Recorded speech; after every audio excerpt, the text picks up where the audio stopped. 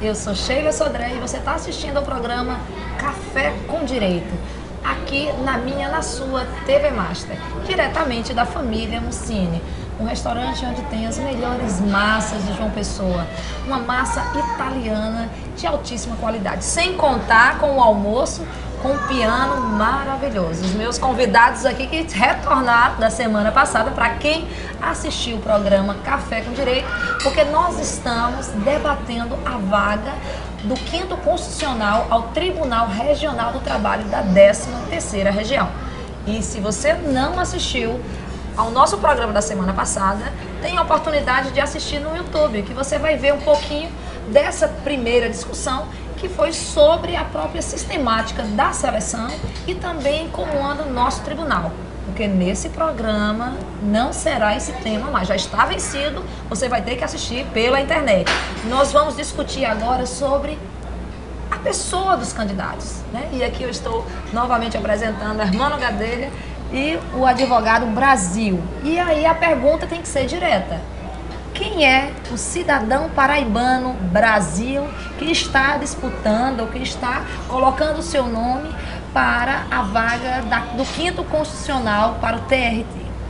Sheila, eu sou um campinense de Campina Grande. Meu nome é Severino do Ramo Pinheiro Brasil.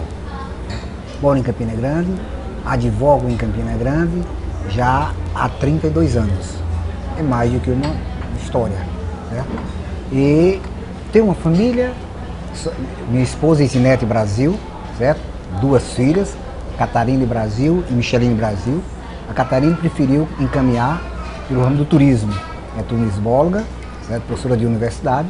E a Micheline seguiu a advocacia, certo? É advogada, trabalha comigo no escritório, lá em Campina Grande. E 5 netos, certo? O Matheus, o Roberto Filho, o Luiz Eduardo, a Maria Fernanda e a Ana Luísa. Esses 3 últimos moram aqui em João Pessoa. A Catarina mora aqui em João Pessoa. E o Severino Brasil é um advogado que iniciou a vida como chefe de pessoal. A minha vida toda foi vinculada diretamente na área do trabalho. Né? Eu comecei com 16 anos de idade como chefe pessoal, embora antes tenha sido até office boy. Comecei uma vida muito cedo, filho de funcionário público. Então minha vida exatamente está ligada ao direito do trabalho, muito mais com uma raiz desse aqui. Embora sejamos 9 irmãos, o único que seguiu a advocacia fui eu, muito por influência dele. E minha vida junto à Justiça do Trabalho começou também aos 16 anos. Lembro-me bem, a época em Campina Grande, o juiz era o Dr. Paulo Pires, um saudoso amigo, de memória que tem por Paulo Pires, certo?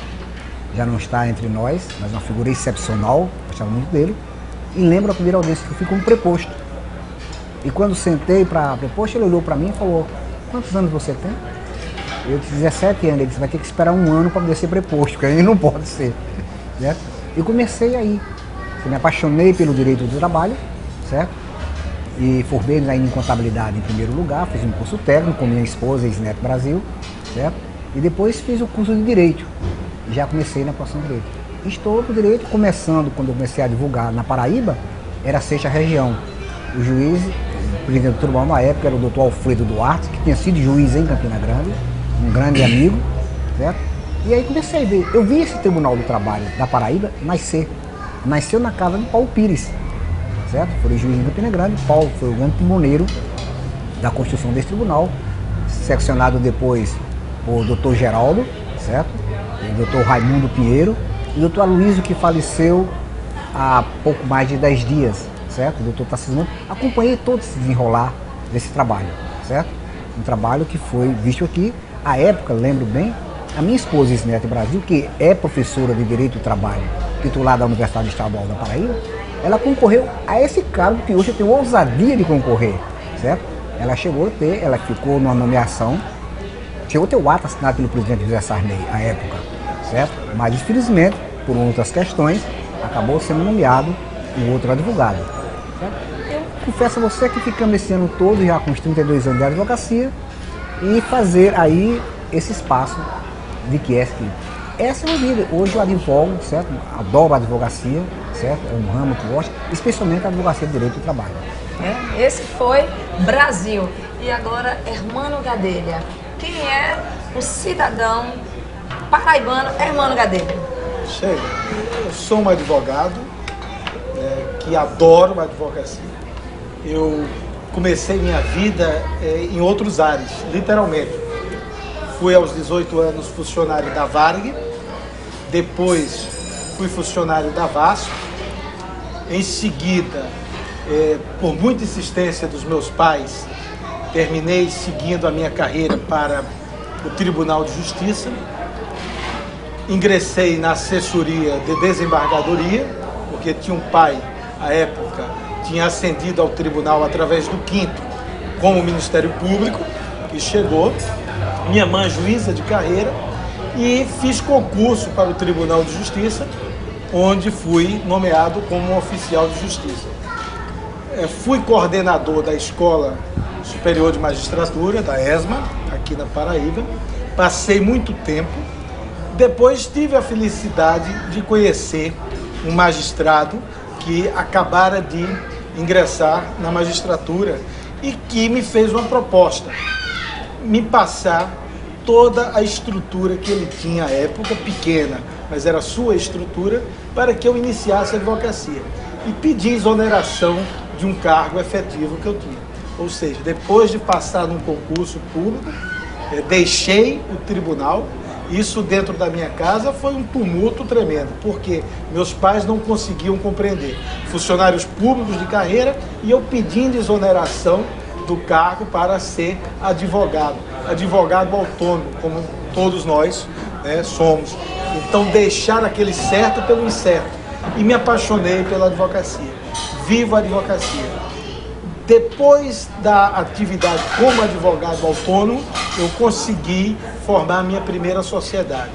E aí, junto com 2 colegas, construímos a nossa primeira sociedade.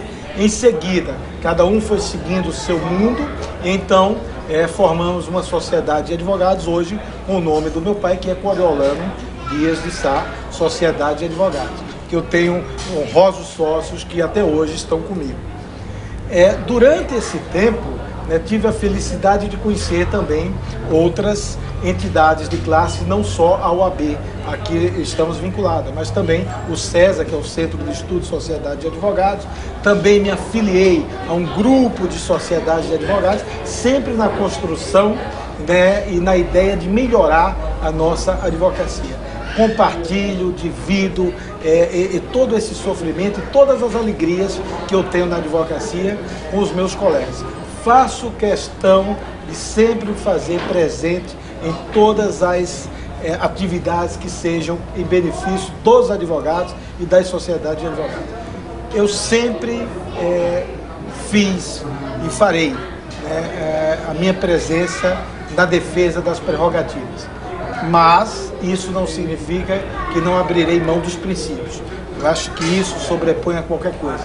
Não é você deixar de ser advogado para ser magistrado que você vai defender ferrenhamente os advogados. Ao contrário, ali você vai ter a oportunidade de levar para o tribunal uma experiência e um ensinamento para que tenha uma visão mais ampla e mais segura e tranquila do que é ser advogado. Eu acho que isso é que faz com que eu encare, né, essa campanha na certeza que posso muito contribuir, né, tanto eu como meus colegas que aqui estão, como o colega Brasil, como o Zé Mário, como Leonardo, enfim, todos aqueles que estão legitimados a concorrer. Eu estou aqui de coração aberto para participar de um processo que eu entendo mais do que legítimo, tanto para mim como para os meus companheiros que estão nessa luta, que não é uma luta fácil. Brasil, qual a sua crítica ou qual a sua análise sobre o Brasil, isso não é o Brasil país não, mas o Brasil advogado? Olha, Só concluindo, você acha que já fez tudo o que você gostaria de fazer como advogado na defesa das prerrogativas ou na defesa do próprio advogado? não. Certo? Gostaria de ter feito muito mais pela advocacia. Eu acho que, como ser humano, a gente nunca fica satisfeito completamente com aquilo. Sempre falta alguma coisa a fazer. Na advocacia, certo? Poderia ter feito muito mais. E tenho certeza que posso fazer ainda mais. E vou lutar para fazer. Se for agraciado com o cargo, não vou esquecer de ser advogado. Falo como o irmão fala, não serei preposto. Obviamente serei um magistrado. Se os meus colegas confiarem. Nós temos brilhantes, como o irmão colocou, brilhantes colegas que estão concorrendo ao cargo, certo? Mas a questão de ser advogado, eu acho que é por questão de vocação. A gente traz isso, certo? Para você ter uma ideia de como se fazer como advogado, eu tenho dentro de mim algo que eu sempre quero fazer mais. Eu olho para um cliente, não pelo cliente o que ele possa me ser, ou pelo honorário que ele possa me pagar. Eu simplesmente questiono e pergunto, eu posso assumir essa causa? Eu posso defender esse direito? E sempre quando assumo isso, eu faço com paixão. Mas eu digo, não me apaixono. Eu faço com paixão pelo direito, mas não me apaixono pelo cliente.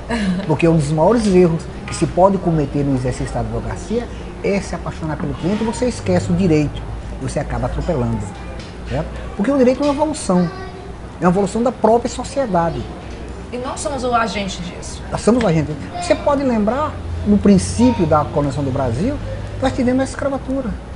Certo? Aquela época era legal. Hoje, isso, chamar alguém de negro, é crime.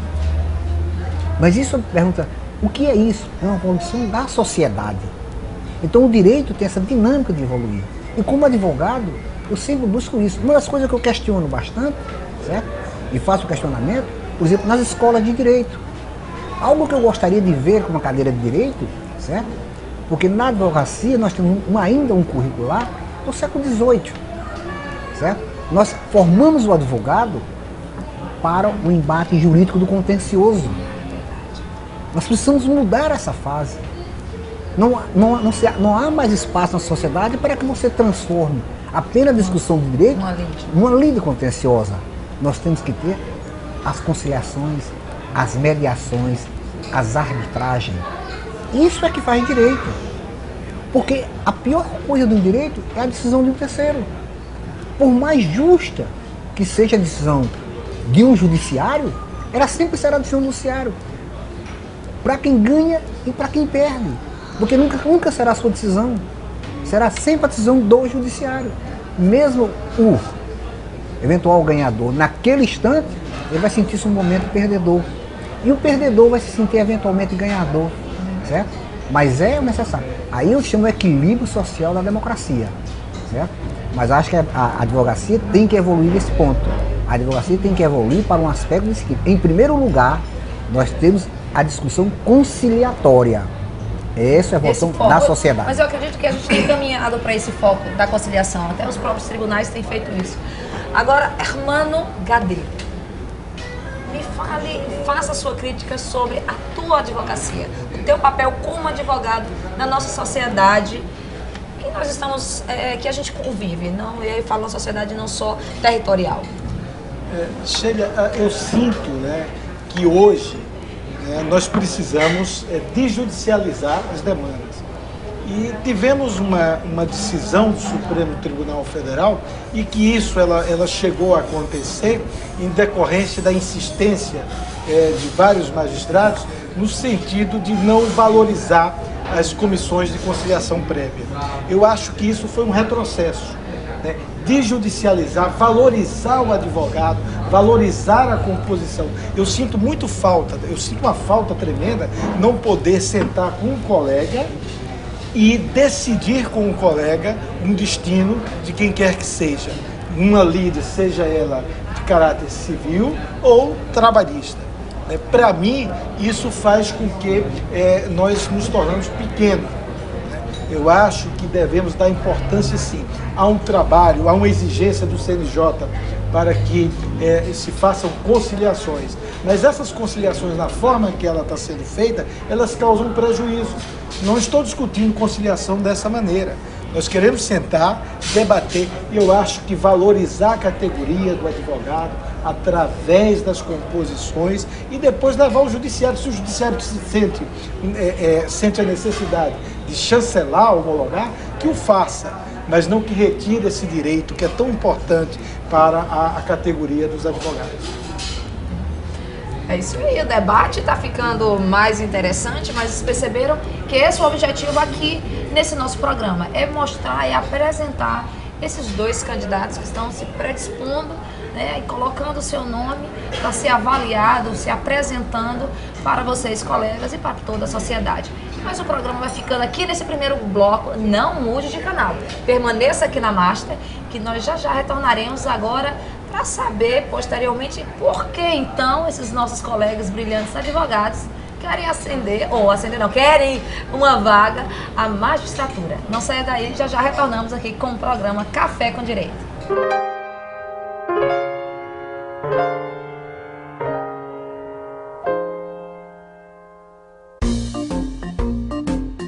Spa,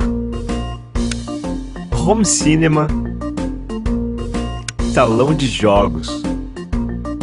Itens que juntos fazem você se sentir num clube. Foi pensando nisso que criamos o Master Club Residência. Opções de lazer que podem ser aproveitadas por toda a família. Master Club Residência, tudo ao seu alcance.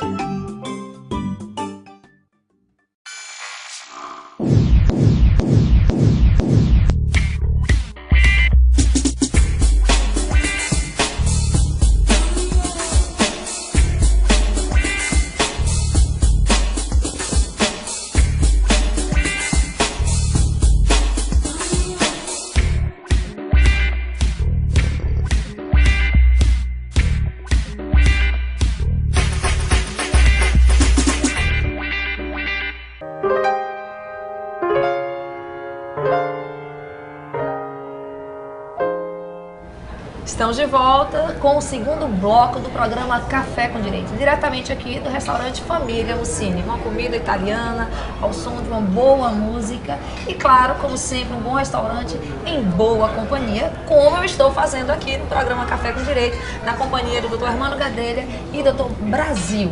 E a pergunta ficou no ar no primeiro bloco. Se você não assistiu o primeiro bloco, a pergunta foi o seguinte: por que dois brilhantes advogados estão colocando seu nome para a vaga ao 5º Constitucional Tribunal Regional do Trabalho para juiz desembargador? Por que trocar a advocacia para a magistratura? Hermano Gadelha. Não diria que isso se trata de uma troca, de uma cessão. Eu acho que é mais uma contribuição.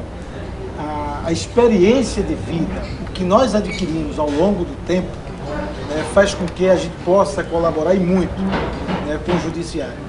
Eu não tenho dúvida alguma, que tudo aquilo que a vida me proporcionou, eu posso retribuir ao jurisdicionário. Levar essa experiência, e é isso que eu quero. Eu não estou dizendo que eu sou melhor, que eu sou o pior, que eu vou resolver os problemas. Agora, posso afirmar que ao longo desses anos, a vida foi muito bondosa comigo para me ensinar o que eu aprendi e o que eu construí, eu posso compartilhar. E essa ideia de compartilhar ensinamentos que eu quero coroar uma parte da minha carreira, porque eu pretendo sim faltar à advocacia, pretendo sim estar ao lado do advogado lutando na defesa das prerrogativas, sem esquecer que ali nós somos magistrados, seremos magistrados, evidentemente, se Deus assim permitir. Mas lutarei com todas as minhas forças para que eu consiga alçar ao cargo de desembargador. E digo mais, eu me sinto extremamente confortável num tribunal que trabalha eticamente. Eu gosto sempre de repetir um fato que me aconteceu recentemente. Eu tenho um grande amigo e irmão magistrado. E há aproximadamente 4 meses atrás deixou de conhecer um recurso meu porque eu havia deixado de recolher R$1,20. E isso é que me orgulha, Brasil, saber que a magistratura do estado da Paraíba está composta por homens desse tipo. Pessoas que têm uma amizade, que têm uma consideração, mas que sabem que além da amizade e do respeito que tem, existe a lei e a seriedade. E é isso que faz com que eu acredite na justiça do trabalho e por isso é que eu estou concorrendo ao cargo de desembargador. É isso aí. E você, Brasil, por que uma carreira de 35 anos, 32 anos de advocacia, né? Aquela história matando um leão todo santo dia, em passar para o cargo de magistrado? Eu sempre digo algo seguinte, que nós temos que devolver para a sociedade aquilo que ela nos deu. A sociedade me deu a condição de chegar a advogado. Estudei em universidade pública, hoje Universidade Estadual da Paraíba, antes Universidade Regional do Nordeste, e eu estou retornando aqui, se eu for alçar essa condição, por confiança dos advogados, é uma confiança que os advogados depositarão naquele que vai alçar esse cargo, eu estou devolvendo para eles aquilo que a sociedade me deu ontem, na minha formação. A pretensão de chegar ao cargo de desembargador no tribunal não é vaidade, embora eu faça sempre uma frase dita por meu pai: a maior vaidade de um homem é dizer que não é vaidoso. É a super vaidade. Quando alguém diz que não é vaidoso, é porque ele é super vaidoso, certo? Mas é uma devolução para a sociedade. É uma contribuição. Não deixaremos de ser advogado, apenas não seremos preposto de advogado. Aquele que chegar ao tribunal não se transformará num preposto de advogado, na defesa intransigente do advogado. Não, ele vai levar à magistratura o aprendizado, o conhecimento, a vivência que ele teve na formação do direito no processo, na defesa do seu costume. Se ele chegar naquele instante, lembrar que ontem ele teve defendendo o grupo A ou o grupo B, ele transformar-se em magistrado na defesa da sociedade. É essa contribuição que entendo eu, certo? Que se for alçada essa condição, por confiança em primeiro lugar de todos os colegas advogados, certo? É uma confiança que cai sobre os ombros daquele que chegar, é de ter aquilo ali como um respeito, uma missão do advogado, é fazer com que a justiça receba do advogado, certo? A experiência que ele traz. Não vou dizer aqui que lá não tem, as experiências tem, mas o magistrado tem uma visão, uma experiência de magistratura, certo? Nós temos uma experiência de advocacia, certo? Que é um outro lado, é uma outra forma, certo? Nós chegaremos sem compromisso, qualquer um de nós, tenho certeza absoluta. Os 11 que estão concorrendo, parece um time, né? 11, certo? Chegaremos em primeiro lugar 6, todos são de alto nível, certo? São merecedores disso aqui. Está na sociedade de advogado indicar os 6 que foram compor. Estará dentro do tribunal escolher aqueles 6 que possam fazer. Eu trago uma história. Eu trago uma história de 32 anos de advocacia, certo? De advocacia direta. Mas lidando com o direito eu trago muito mais. Eu comecei, como contei antes, com 17 anos de idade, quando o Paulo Pires já disse: espera um ano para você ser preposto. É um conhecimento. Mas o que eu quero levar para a advocacia é uma experiência, é um respeito da advocacia, certo? Para que isso em prol da sociedade, na defesa da sociedade, jamais na defesa de grupos, jamais na defesa de pessoas. É uma convicção que eu tenho que aprender que deve ser assim. A gente tem que buscar essa imparcialidade, e é como disse a irmã aqui, é o comportamento ético que a figura do advogado, como essencial à justiça, tem que ter. E ocupando esse espaço que está aí posto, né, ele tem que manter e tem que levar isso. Aí eu pergunto, qual vai ser o desafio encontrado nesse tribunal para o próximo desembargador, ou sendo o Hermano Gadelha, ou sendo o Brasil, ou os outros 9 que estão concorrendo, que estão disputando essa vaga, Hermano? Sheila, direito está em constante formação. A evolução do nosso tribunal é uma coisa surpreendente.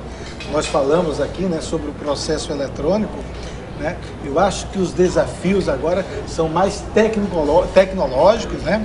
E a questão da ética, do comportamento da magistratura, né? O trabalho que a gente tem que fazer tendo uma visão macro da situação econômica do Brasil, né? Às vezes a Justiça do Trabalho ela é responsabilizada por quebrar uma ou determinada empresa, ser acusada de indenizações milionárias, mas não, nada mais faz do que cumprir a lei.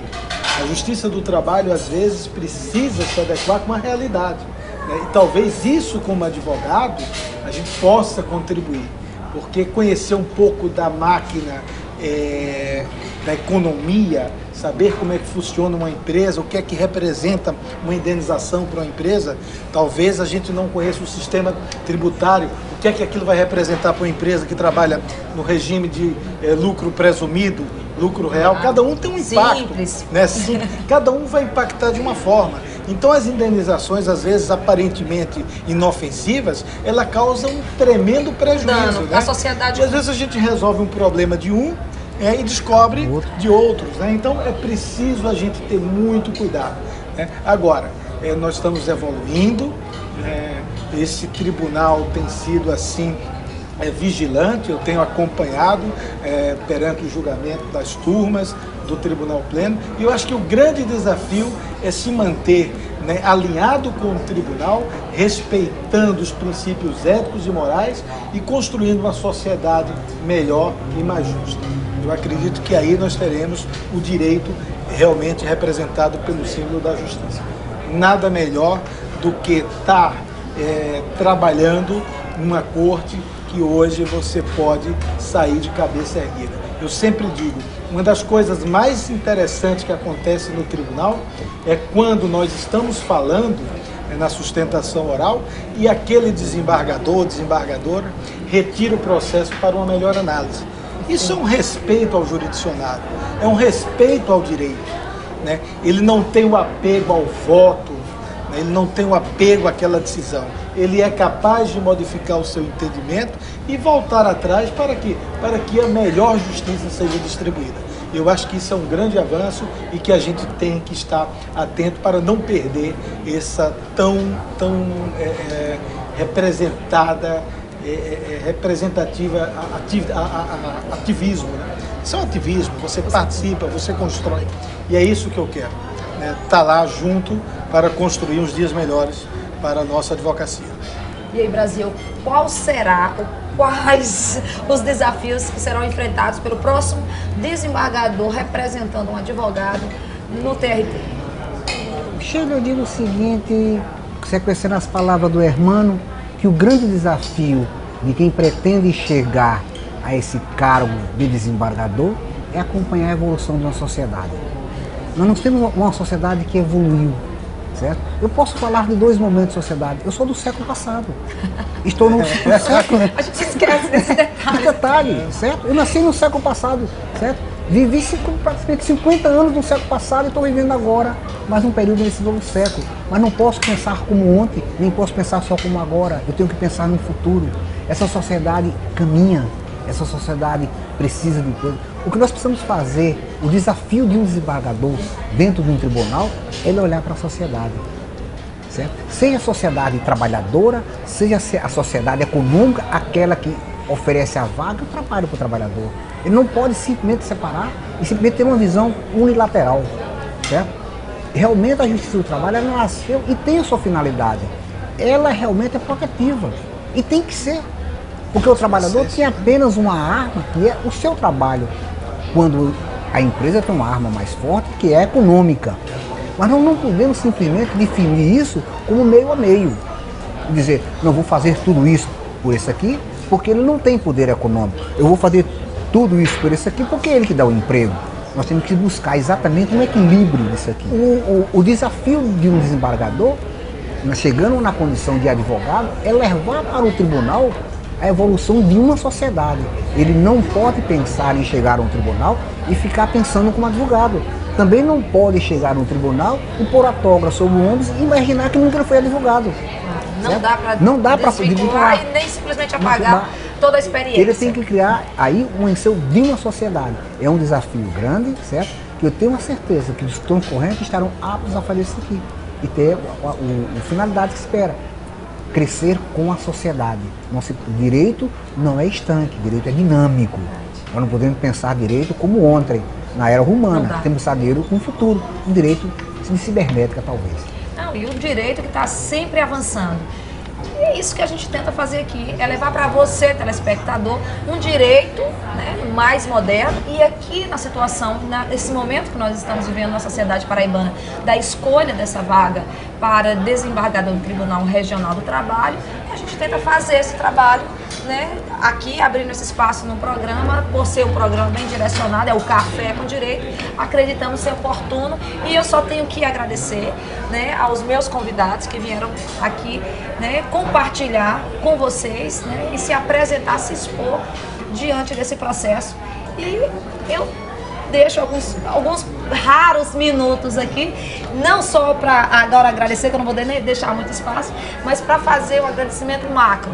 Não só a família Mussini, que é onde a gente está gravando o nosso programa, mas a Selma Fashion, né? E principalmente a Mariane Mota, que é o salão de beleza. E volto a agradecer, e infelizmente, como eu já não tenho mais espaço, aos meus 2 amigos e colegas que estão nessa luta, que eu acredito que você, que é advogado, fique atento, né, para as datas de votação e se envolva nesse processo, porque é a nossa categoria que vai estar representando um papel importantíssimo na sociedade, no judiciário. É isso aí, o programa Café com Direito encerra e fica por aqui. Até a próxima semana.